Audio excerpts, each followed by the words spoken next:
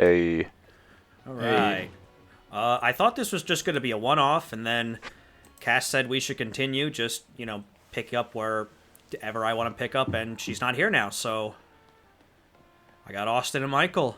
she's a bad why influence. Don't listen to why her. has Cass abandoned us? I don't know. She thinks she's too good for us. She's too cool So I have not played this for game yet. this fool. Is this for Switch 2 exclusive, or is it on the Switch 1 too as well? It's Switch on the 1 too. Switch One. You can get it if you want. However, the frame rate is 30 frames. No, While that's the Switch okay. 2 version, if you pay $10 extra, is 60 frames. For 10 extra smackaroos? Yup. Nah, man, I'm sorry. I can't justify buying a Switch 2 right now either. I That's still, perfectly fine. man, like that's the problem with a lot of these new games is that for the PS5, I love PlayStation, right? I was always a PlayStation guy growing up, but there's just not enough titles for the PS5 for me to justify sinking that kind of money into the console. And Absolutely. I mean, to make matters worse, they just keep increasing the price anyway. If I were to go for another console, I'd probably go for the Xbox. I'll be honest. Really. Yeah, mostly because of Game Pass. Game Pass is also on Steam, though, right? Yes. I meant if I meant if I were to go to another console. Oh, I got you. Yeah. Okay. Yeah. I mean, Well, I feel like the best things would just be like Steam for everything, and then a Switch 2 for Nintendo stuff. What I might do is I might just build a Steam box, just for my new TV. Something kind of cheap, just so I can play whatever on it. Okay. Some people do that. Do you remember the Steam machines that came out a while back? They were selling them in Go ahead. they were selling them in GameStop, Walmart, a few of those places. I remember them, not specifically not like, oh, I remember the models. I just remember Rich of Review Tech USA said that there was 5 or 6 different versions, and that's what confused people. Yeah. So I think maybe Valve could learn from that, obviously, and then just make a dedicated console. I think that would be cool. No, yeah, it makes sense to me. I mean, technically, they already did it with the Steam Deck. I think it's user-friendly, right? Relatively. Some people At least go that's what for one of my friends say. Some people go for the the ROG something now. Oh, you guys want to see Mega for Alligator? I do. I heard he looks like All a right, toilet. ready? Here we go. Here he goes. Here we go. Yeah, buddy. Yeah, they really put Skippity Toilet into Pokemon. So apparently he's supposed to look like Totodile when doing this, but when I first saw him like this, I thought it was a measuring spoon. Like he had one of those kitchen spoons on his back. So I just started laughing my ass off for 20 minutes. It serves a second purpose. You could If scoop up some sugar with it. The only thing I would recommend that Game Freak would do is just lower it. It doesn't have to be a full 90 degrees upwards. If it's lower just a bit, I feel like it would look a lot better. Yeah.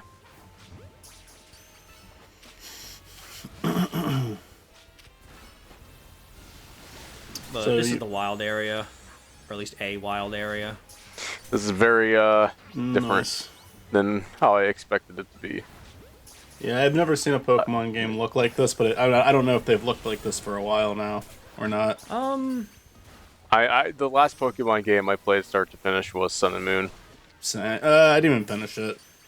The last Pokemon game I finished start to finish was Red. Red. I owned Red, Ruby, and Sapphire, and then I had Blue and Yellow too, but I didn't even have Gold and Silver, and then it was I didn't play another one until Moon and Oh, nice. Sun. I think I got Moon. I don't remember. In terms of the 3D era of Pokemon games, I'd almost go as Gibble died, I guess. I'd go as far to say maybe this might be one of the best looking ones. Maybe like Sun and Moon would be like a second. Or maybe I should say in terms of console, the console ones. But then again, there's also the things online where people just aren't too happy about this game, which I've looked at a little bit of it, and I understand. Every time a new Pokemon game comes out, it's always goes through that cycle of... It's like a 50-50 thing. I used to be in that camp for, like, Sword and Shield, just complaining about it, but I think I just eventually kind of just got tired of it, and I just played it, and I had fun. Mm-hmm. That's really what matters. Yeah, that you enjoy the game. Pokemon's just one I lost investment, and, like, period, but every time I return to it, I normally have fun with it. And I that's just don't totally return fine. to it that often. But I mean, you know, I still like... I would go as far as to say I like the series. I'm just not, I'm a little disconnected from it now, but I probably will play another Pokemon game one day. I just remember during, like, Sword and Shield with the Pokedex getting cut, that was really when people started, like, looking uncomfortably deep into Game Freak as a whole.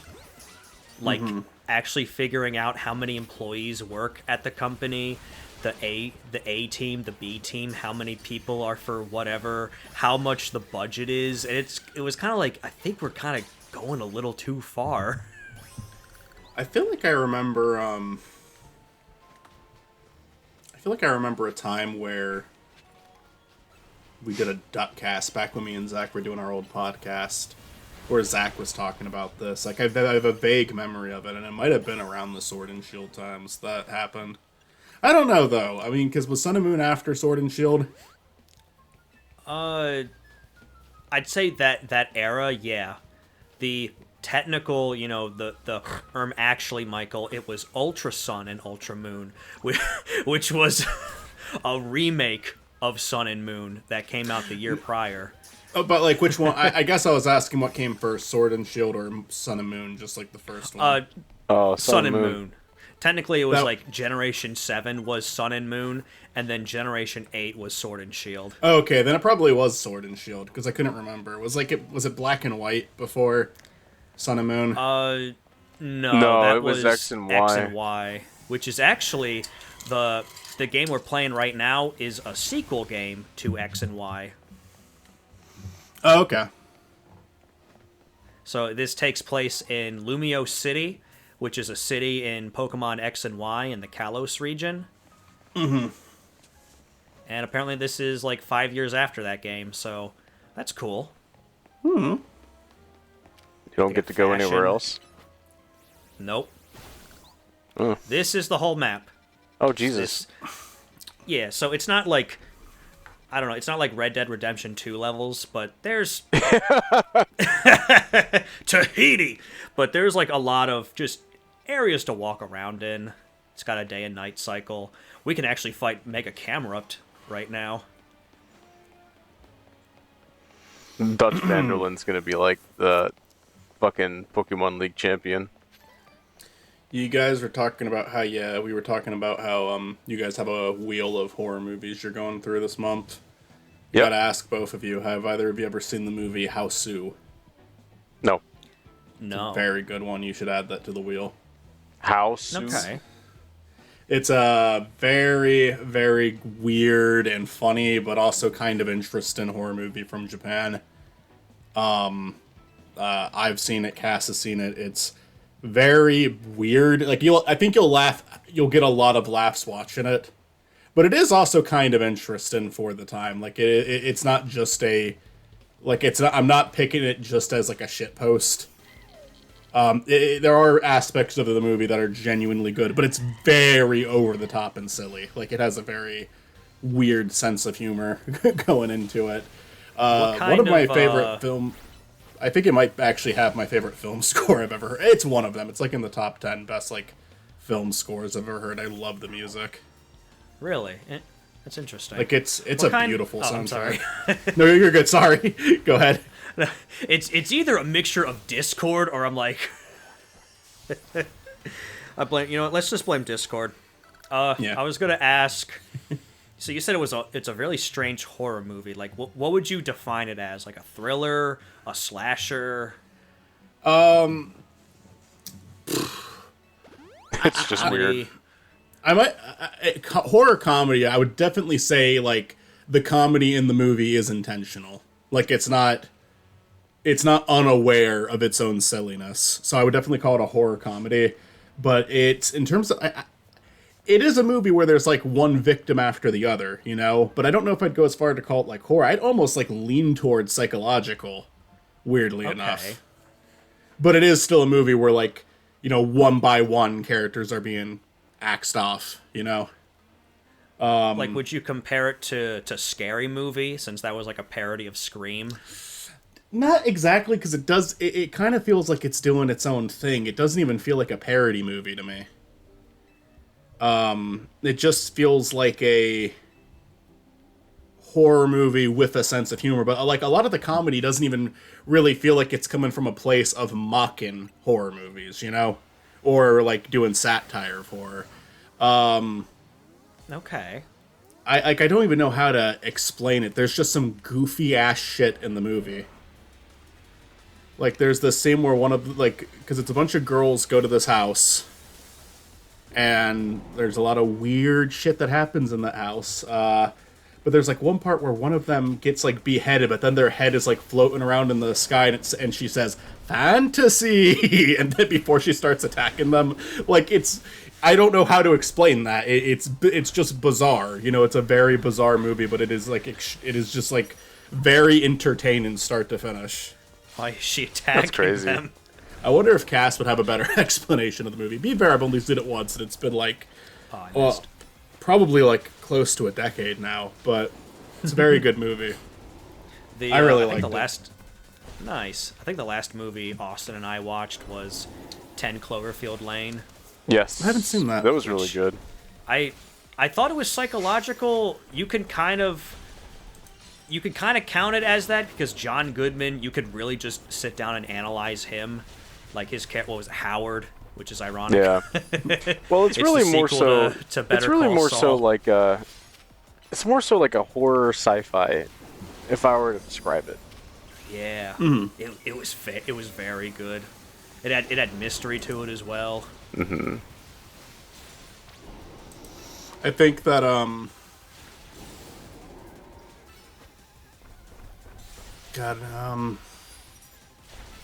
scratch that. I forgot what I was about to say. Oh, good. Ironically, I think the horror movies we've been watching the most were just slashers. There's something like kind of relaxing and feel good about it, because you just it's kind of creative. They killed the guy. The teenager goes ah. We watched Slashers aren't ones you have to take that seriously. We watched Friday the 13th Part 2. And there was a guy in a wheelchair. He got his head slashed in, and they put a mannequin on a wheelchair, and they just pushed him down the steps. My god, yes. That was so funny. Do you remember when we were watching Nightmare on Elm Street, and the very end of it, they pulled the lady through the window, and it was just a fucking dummy? Nightmare on Elm Street is hilarious. I love that movie. Oh, it's great.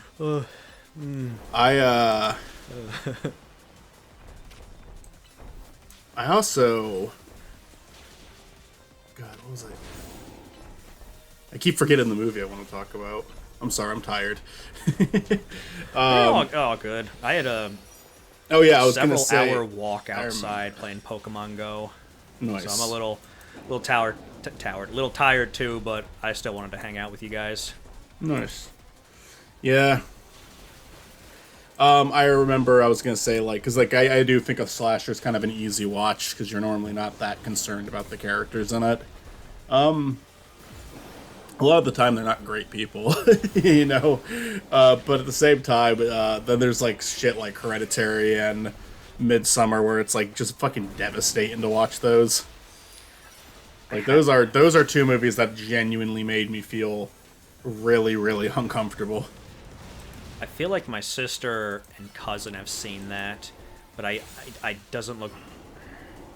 It looks familiar, at least like the title. or the box art, or whatever you want to call it, the screenshots. They're very good movies. They are. I like Midsummer more because I think Hereditary is a lot of build up for like something like 30 to 40 minutes in something. I won't spoil what it is, but something horrible happened. I mean, something fucking horrible happens in that movie. Yeah, I know what you're talking about. It is like one of the most upsetting things I think I've ever seen in a movie before. Yeah, Worse really than when when Up's wife died. Oh no. Imagine them doing that scene, but in the style of the opening of Up.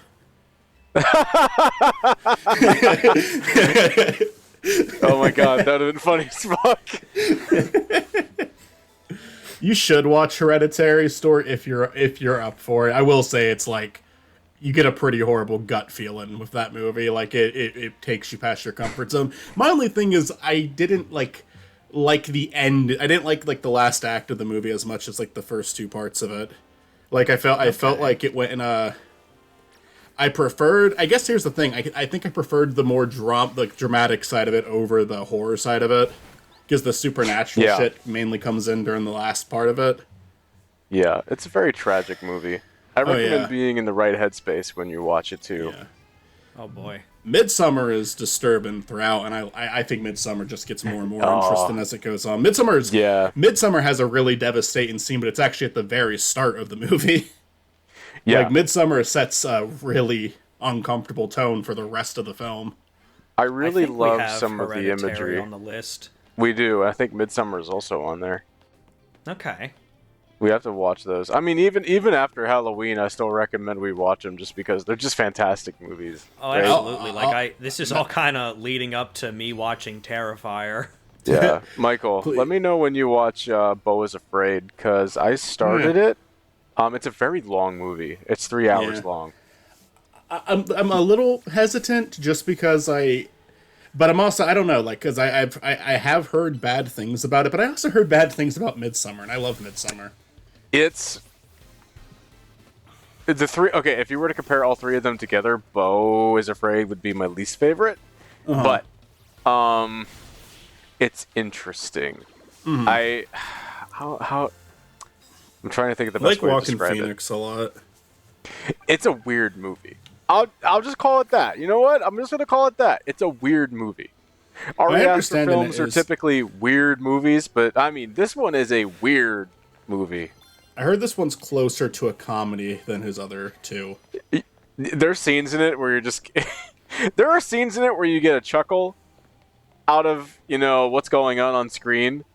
And I think the movie kind of takes itself too serious in those moments, but you know what? I think it's great. So it stars Joaquin Phoenix? Joaquin Phoenix. Yeah, does have Joaquin Phoenix. He says, I'm the Joker, baby. I'm the Joker, baby. Have you heard of the fucking Joker? I'm the Joker! Mr. Cool Jokes! You've seen that clip, right, Stuart? Yeah. He goes, I'm the Joker, baby! Did you see the animated thing we're talking about? Because that's another clip too. Is that Dubus Grubus? No. It actually kind of looks like the way he does. It does look like the way it's actually a CG animation. It's the clip where it's when the piano falls on him and he freaks the fuck out. No, that's funny. Oh, you haven't seen that? No. Oh, okay. God. What the fuck? All right. What the fuck? This guy's got a beard. I'm gonna put it in the chat. Put it in the chat. Yeah, no, that's amazing. Yeah. Like it's a full episode too, so you have to like give the time code too. But I'm just gonna put I'm gonna put the clip in. Oh, you're gonna like cut the clip or something? No, I'm just gonna link the fucking. There's a video of it. Oh, someone just fucking Joker scene by itself. Yeah, I would have watched it. Beard. I'm the fucking Joker. I make fucking cool jokes. Fucking, it's just the unnecessary swearing for me. That's what does it for me. That's what the voice There's no fucking reason for him to swear like that. It's like every fan sub where it's like, "Fuck you, Sasuke. Go fuck yourself. Fuck My you." God. Reminds me of that Family Guy clip where they're all having Thanksgiving dinner and Bonnie's like, "Wow, Lois, these mashed potatoes are really fucking good." And Lois is like, "Oh my, oh thank you." She was like, "These mashed potatoes are so fucking good, Lois," and like they censored that on TV, so it was like, "What the fuck? These mashed potatoes are so fucking good." Johnny Depp is coming back to acting. What's he doing? Where did he go? As Ebenezer Scrooge. Oh, I He's gonna heard be about. There's gonna be two of them coming out at once. They're gonna Really? fight each other. The Scrooge versus Scrooge. You know, that's kind of like I'll look it up. Pinocchio, right? There was 3 Pinocchio movies that year. Yeah. Why The Year was of it like the Pinocchio. year of Pinocchio? Yeah. Maybe public domain. I don't know. Everyone just kept lying.